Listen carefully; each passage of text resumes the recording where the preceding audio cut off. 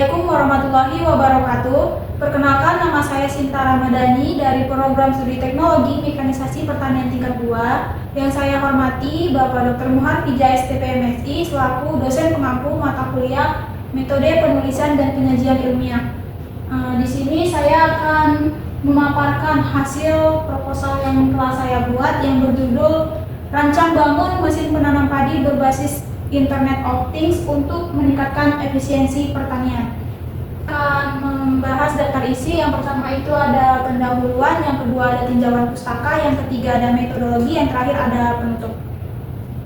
Pendahuluan, di sini saya akan membahas latar belakang saya memilih judul Rancang Bangun Mesin Penanam Padi Berbasis Internet of Things atau otomatis. Yang pertama, perlu kita ketahui Indonesia merupakan sektor pertanian yang menjadi salah satu penopang utama perekonomian nasional, terutama di padi, karena padi merupakan komoditas pangan utama yang memiliki peran strategis dalam ketahanan pangan nasional. Dan ada faktor lain juga. Yang pertama itu keterbatasan tenaga kerja yang kita miliki di Indonesia. Yang kedua ada efisiensi dan produktivitas, dan yang ketiga itu ada teknologi pertanian. Dengan seiring berkembangnya zaman, Indonesia memiliki teknologi yang semakin maju.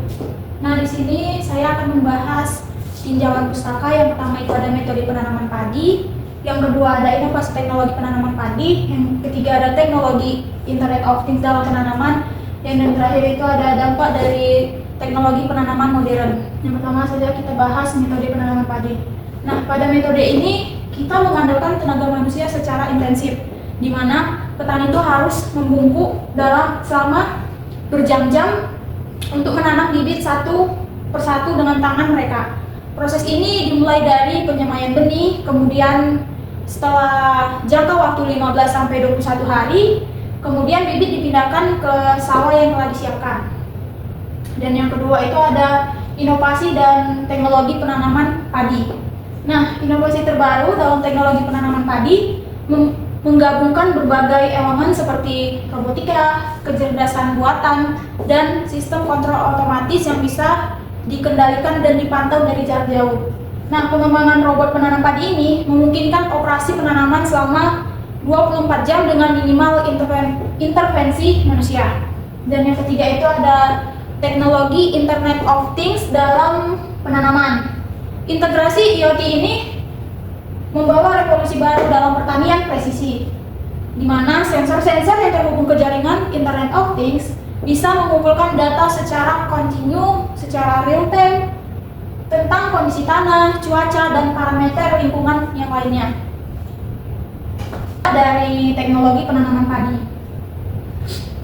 di mana penelitian ini dilakukan oleh Rahman et al. 2022 menunjukkan bahwa penggunaan mesin berbasis Internet of Things ini bisa mengurangi biaya operasional sebanyak 45% dibandingkan dengan metode konvensional yang petani itu menanam dengan cara membungkus selama berjam-jam.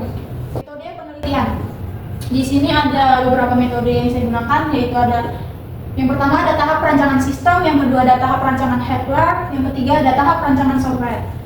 Yang pertama saya bahas tahap perancangan sistem, di mana sistem kontrol yang bisa diakses melalui web server pada perangkat laptop, komputer, ataupun smartphone yang kita gunakan dengan koneksi jaringan WiFi yang stabil. Kalau tidak stabil, mungkin nanti ketika penanaman berlangsung terjadi trouble. Yang kedua ada tahap perancangan hardware, di mana tahap ini menjelaskan apa saja komponen yang akan digunakan dalam merancang mesin penanam padi tersebut. Nah, di sini menggunakan besi profil untuk rangka, kemudian menggunakan motor DC atau stepper itu sebagai sumber penggerak mekanis. Yang ketiga ada aki, di mana ini digunakan untuk sumber tenaga atau power supply dari mesin tersebut. Kemudian ada ESP32CAM, itu merupakan microcontroller yang mengatur berjalannya sistem ini. Dan yang ketiga itu ada perancangan software. Ini merupakan perangkat lunak yang digunakan pada sistem ini. Kita menggunakan ESP32CAM sebagai microcontroller, di mana nanti ESP32 ini dihubungkan ke Arduino IDE dengan pemrograman tersendiri. Sekian presentasi yang dapat saya sampaikan. Apabila ada salah kata atau dalam penyampaian, saya meminta maaf karena di sini saya masih belajar. Dan terima kasih. Wassalamualaikum warahmatullahi wabarakatuh.